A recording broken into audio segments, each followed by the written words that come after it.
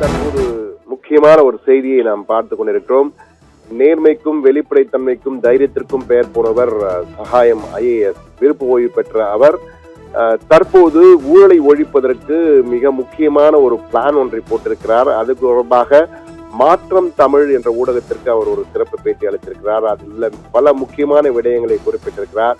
எனவே மாற்றம் தமிழுக்கு நன்றி தெரிவித்துக் கொண்டு அதில் பேசப்பட்ட மிக முக்கியமான சில புலிகளை CM விஜயின் கவனத்தில் கொண்டு செல்வதற்காக தற்போது இதை நாம் ஒளிபரப்பிக் கொண்டிருக்கிறோம். என்றால் சகாயம் IAS போன்ற நேர்மையான அதிகாரிகளின் உதவி மிக மிக முக்கியமானது CM விஜய்க்கு தேவை. என்றால் CM விஜய் ஊழலை ஒழிப்பேன், லஞ்சத்தை ஒழிப்பேன், மக்கள் பணத்தில் ஒரு பைசா எடுக்க மாட்டேன், நானும் செய்ய மாட்டேன், யாரையும் செய்ய விட மாட்டேன் என்று பரப்புரையில் மட்டுமல்ல பதவி ஏற்கும் போதும் உறுதியாக பேசினார்.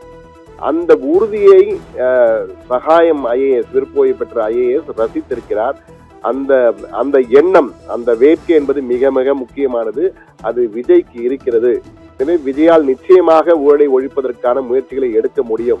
ஆனால் இது மிக கடினமான ஒரு பணி, சவால் மிகுந்த பணி. ஒரு நாளில் ஊழலை அழித்து விட முடியுமா என்றால் நிச்சயமாக முடியாது. என்றால் இந்தியாவிலே தமிழகம் உள்ளிட்ட இந்தியாவின் அனைத்து இடங்களிலும் ஊழல் தடுப்பு சட்டம் இருக்கிறது, ஊழலை தடுப்பதற்கான அமைப்புகள் இருக்கின்றன, பல தண்டனைகள் இருக்கு. இதனையும் மீறி ஊழல் நிறைந்து காணப்படுகிற எல்லா இடத்திலும் என்றால் எங்கோ பிரச்சனை இருக்கிறது. எனவே சீனா போன்ற நாடுகளிலே ஊழலுக்கான தண்டனைகள் என்று பார்த்தால், ஊழல் நிரூபிக்கப்பட்டு ஆதாரங்களுடன் நிரூபிக்கப்பட்டால் தண்டனை என்பது அவர்களுக்கு ஆயுள் காலம் முழுவதும் சிறையிலே இருக்க வேண்டும். மரண தண்டனை கூட சீனா போன்ற நாடுகளிலே வழங்கப்படுகிறது.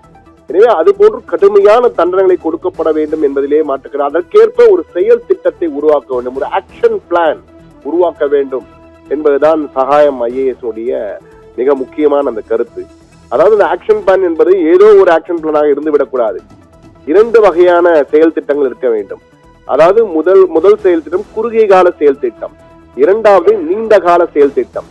எனவே இந்த 2 வகையான செயல் திட்டங்களை வகுக்க வேண்டும். அதற்கு ஏற்ப IAS IPS அதிகாரிகள் என பல முக்கிய அலுவலர்களை நியமித்து அதனை செயல்படுத்த வேண்டும். அந்த செயல்படுத்துவது என்பது மிக மிக முக்கியமானது. என்றால் விஜய்க்கு வாக்களித்தவர்கள் ஏதோ ஒரு திரை கவர்ச்சியை மட்டும் அடிப்படையாக கொண்டு வாக்களிக்கவில்லை. ஒரு பெரும் எழுச்சி ஏற்பட்டிருக்கிறது இளைய தலைமுறையிடம், அதே போன்று படித்தோரிடம் எல்லாம் ஒரு பெரிய எழுச்சி ஏற்பட்டு, இந்த எழுச்சியின் காரணமே விஜய்க்கு வாக்களித்து தற்போது CM பதவியில் அவர் அமர்ந்திருக்கிறார்.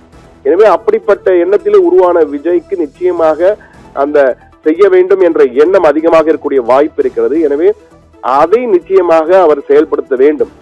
மக்கள் மேம்பாட்டிற்கு தடையாக இருப்பது எது என்றால் இந்த லஞ்சம் ஊழல் தான். குறையோடு இருக்கும் இந்த லஞ்சமும் ஊழல் தான்.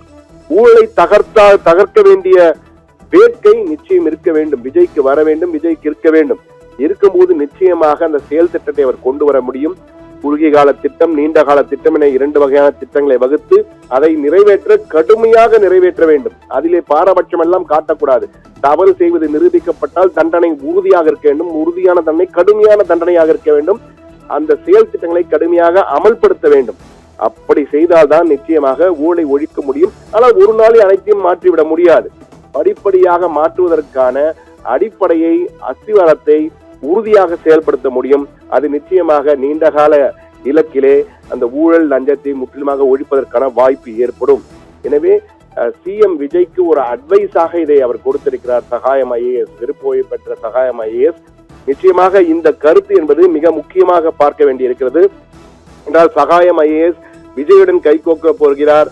திருச்சி கிழக்கிலே தாவேகா சார்பிலே சகாயம் IAS களமிறங்க போகிறார் என்றெல்லாம் தொடர்ந்து தகவல்கள் பரவி வரும் சூழலில் தற்போது சகாயம் IAS மாற்றம் தமிழ் ஊடகத்தின் மூலமாக இந்த பேட்டியை கொடுத்திருக்கிறார். அதிலே மிக தெளிவாக அவர் இந்த ஊழலை ஒழிப்பதற்கு முடியும், அதற்கான வேட்கை நிச்சயமாக CM விஜய்க்கு இருக்கிறது. முதலமைச்சர் விஜய் அதை கடுமையான பணிதான், சவாலான பணிதான், ஒரு நாளில் செய்துவிட முடியாது.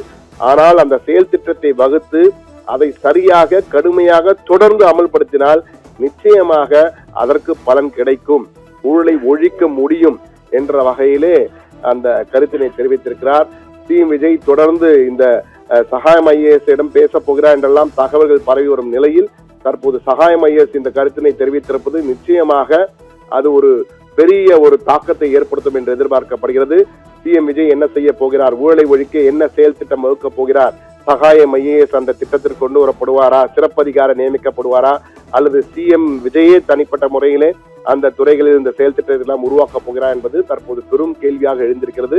நிச்சயம் நல்லது நடக்கும் என்ற நம்பிக்கையில் தான் பொதுமக்கள் எதிர்பார்ப்போடு காத்திருக்கிறார்கள் என்றுதான் கூற வேண்டும் நேயர்களே.